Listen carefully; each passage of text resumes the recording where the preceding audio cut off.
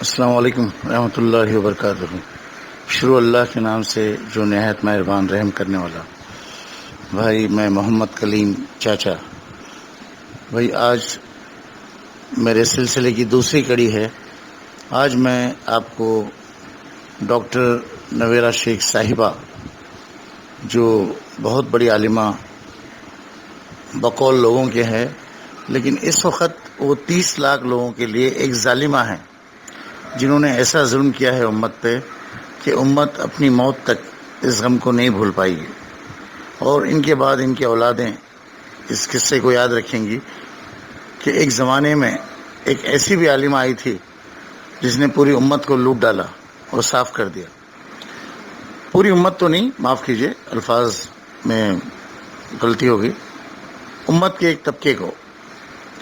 آج میں آپ کو ایک ایسا واقعہ سناتا ہوں کہ 2017 عمران صاحب یو کے سے اپنی اہلیہ کے ساتھ عمرہ کرنے مکہ معظمہ پہنچے، اور اللہ کے فضل سے انہوں نے عمرے کی سعادت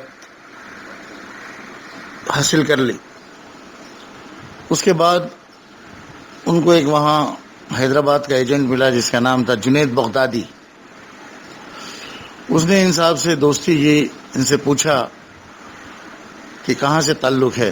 انہوں نے اپنا تعارف دیا، انہوں نے مالی اعتبار سے اور کاروبار کے اعتبار سے ساری جانکاری لی ان سے۔ تو جنید بغدادی کو معلوم پڑا کہ یہ شخص جو ہے ویل ٹو ڈو ہے اور بہت اچھی حیثیت رکھتا ہے، NRI ہے، اور ہندوستان کے گجرات بھڑوج علاقے سے تعلق رکھتا ہے۔ تو اس نے فوراً وہاں سے نویرہ شیخ صاحبہ عالمہ کو فون لگایا اور فون پہ بات کروائی کہ ایک صاحب ہیں جو آپ کے ساتھ کاروبار کرنا چاہتے ہیں۔ تو انہوں نے کہا کہ میں اگلے مہینے دبئی آ رہی ہوں، تو تم مجھے دبئی آ کے ملنا، ابھی تم عمرہ کر کے واپس چلے جاؤ اور پھر تم مجھے دبئی میں آ کے ملنا۔ ان صاحب کا جو وطن ہے جہاں یہ مقیم ہے، احتیاطاً میں اس جگہ کا نام نہیں بتا رہا آپ کو، کیونکہ ان کو تکلیف ہو سکتی ہے، اس وجہ سے میں وہ جگہ کا نام نہیں بتا رہا۔ ان کا phone number, what's app number اگر کوئی تصدیقاً مجھ سے مانگے تو میں اس کو دے سکتا ہوں، لیکن ان کا نام میں وائرل، اس جگہ کا نام میں وائرل نہیں کروں گا جہاں سے ہیں۔ تو بھائی دوسرے مہینے میں دبئی سے فون گیا، عالمہ صاحبہ دبئی پہنچ گئی تھی، دبئی کے ایک بہت بڑے ہوٹل میں مقیم تھی۔ تو یہ صاحب اپنی بیوی کے ساتھ وہاں آئے، اور جب دونوں کا تعارف ہوا تو انہوں نے کہا نویرہ شیخ صاحبہ نے کہ میں آپ کے ساتھ آپ کے وطن میں جہاں آپ مقیم ہیں میں کاروبار کرنا چاہتی ہوں، میں ایک بڑا انویسٹمنٹ کروں گی، اور جو کچھ بھی انہوں نے کہا۔ پھر ان سے انہوں نے پوچھا کہ تم ابھی کیا کرنا چاہتے ہو، کتنی انویسٹمنٹ ہے تمہارے پاس؟ تو ان صاحب نے US کی شکل میں، US ڈالرز کی شکل میں 4 کروڑ روپیہ ہماری آپا کو دیا۔ آپا نے وہ 4 کروڑ روپیہ لیا اور کہا کہ بھائی 1.5 سال میں یہ پیسہ ڈبل کر دوں گی، اگر تم کو میری زبان پہ بھروسہ ہے تو ٹھیک ہے، ورنہ میں پیپر بنواتی ہوں۔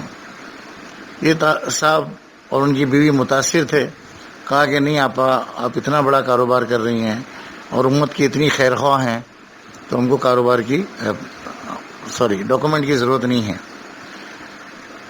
یہ صاحب اس وطن چلے گئے جہاں یہ مقیم ہیں، اور آپا اپنے کام سے لگ گئیں۔ ان کی واپسی کے بعد انہوں نے 10 دن کے بعد فون کیا، آپا نے ایک بار ان سے فون اٹھا کے بات کی۔ پھر جب بھی وہ فون کرتے تو کوئی اور فون اٹھاتا اور کہتا کہ بھائی آپا بزی ہے، بعد میں آپ کو کال کر لیں گے۔ کچھ دن ایسے ہی چلا، پھر وہ صاحب کہتے ہیں کہ مجھے خبر ملی کہ یہ اریسٹ ہو گئی، اور اب میرا یہ حال ہے کہ نہ میرے پاس کوئی ڈاکومنٹ ہے، نہ میں اپنے وطن میں اس کی کمپلین کر سکتا ہوں، اور نہ ان لوگوں سے جن سے میں نے انویسٹمنٹ لی اور اپنی انویسٹمنٹ جو ان کے حوالے کی، اس کا کسی پہ کلیم کر سکتا ہوں، نہ میں ان رشتہ داروں کو بتا سکتا ہوں کہ تمہارا پیسہ کیسے ڈوب گیا. تو وہ پیسہ میں اپنے پاس سے بھر رہا ہوں. اور جب میں نے ان سے کہا کہ آپ اپنے وطن میں کمپلینٹ کیوں نہیں کر دیتے، اس ایمبیسی میں کیوں نہیں چلے جاتے، تو انہوں نے کہا کہ بھائی اگر میں ایسا کرتا ہوں تو مجھے اپنی حکومت کو جواب دینا پڑے گا کہ کیا تم نے اس پیسے کا انکم ٹیکس بھرا ہے، اور کیا تم نے اس ملک سے یہ پیسہ لیگلی ٹرانسفر کیا ہے دبئی، تو مجھے تکلیف ہو جائے گی. تو اس طرح سے وہ آدمی مظلوم جو بہت پریشان ہے. تو جب انہوں نے ساری بات بتائی تو میں نے پوچھا ان سے کہ جب آپ کچھ بھی نہیں کر سکتے تو پھر مجھے کیوں کانٹیکٹ کیا آپ نے، مجھ سے کیا چاہتے ہیں؟ تو کہا کہ نہیں، میں اکثر دیکھتا ہوں کہ آپ ان سے ملاقاتیں کرتے ہیں، ان سے ملتے ہیں، ان سے آپ کی بات چیت ہوتی ہے، تو میں جب انڈیا آؤں گا تو میں چاہتا ہوں کہ میں آپ کے ساتھ ان سے ملنے جاؤں اور ان سے پوچھوں اپنے پیسوں کے بارے میں. تو بھائی 4 کروڑ روپیہ بھائی